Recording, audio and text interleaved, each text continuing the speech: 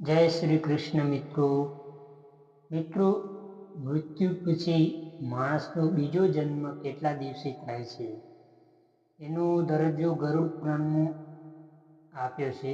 તો આજે આપણે જાણીશું કે માણસનું મોત બાદ કેટલા સમય નવો જન્મ થાય છે. ગરુડ પુરાણને મહાપુરાણનો દરજ્જો આપવામાં આવ્યો છે. ગરુડ પુરાણ જીવન, મૃત્યુ અને પછી આત્માની યાત્રા, પુનર્જન્મ વિશે વાત કરે છે. હિન્દુ ધર્મ વ્યક્તિના મૃત્યુ પછી તેના અંતિમ સંસ્કાર કરવામાં આવે છે. પછી 13 દિવસ પછી 13મી કરવામાં આવે છે.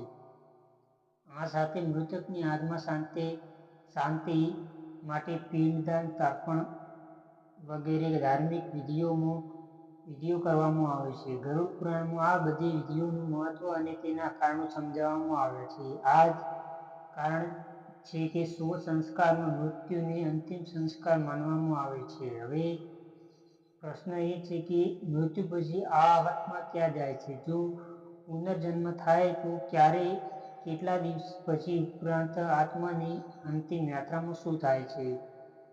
મૃત્યુ પછી આત્મા ક્યાં જાય છે? ગરુડ પુરાણ અનુસાર મૃત્યુ પછી આત્મા લાંબી મુસાફરી કરે છે. આત્માને યમલોકમાં લઈ જવામાં આવે છે, જ્યાં યમરાજની સામે તેના સારા અને ખરાબ કાર્યોનો હિસાબ આપવામાં આવે છે. પછી તેના આધારે તેનું આગળનું ભવિષ્ય નક્કી થાય છે. જો કોઈ વ્યક્તિએ ખરાબ કાર્યો કર્યા હોય તો યમદૂત તેના આત્માને સજા આપે છે. બીજી બાજુ સારા કાર્ય કરનારાઓની આત્માની આ યાત્રા આરામદાયક રહે છે. ગરુડ પુરાણ અનુસાર યમરાજ સુધી પહોંચવા માટે આત્માને લગભગ 86,000 યોજનનું અંતર કાપવું પડે છે. આ રીતે પુનર્જન્મ નક્કી થાય છે. ગરુડ પુરાણ અનુસાર વ્યક્તિનો પુનર્જન્મ તેના કર્મોના આધારે નક્કી થાય છે. પાપી વ્યક્તિની આત્માને નરકમાં મોકલવામાં આવે છે. બીજી તરફ શુદ્ધ અને સદાચારી આત્મા જન્મ મરણના ચક્રમાંથી મુક્તિ થઈને સ્વર્ગમાં સ્થાન મેળવે છે.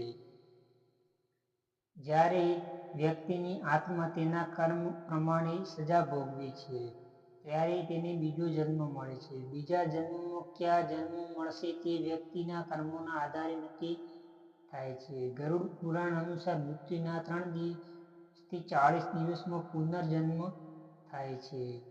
તો મિત્રો, આવી રીતે માણસનો પુનર્જન્મ થાય છે. મૃત્યુ પછી આવી રીતે બીજો જન્મ એનો થાય છે. એનો કર્મ ઉપર આધાર છે.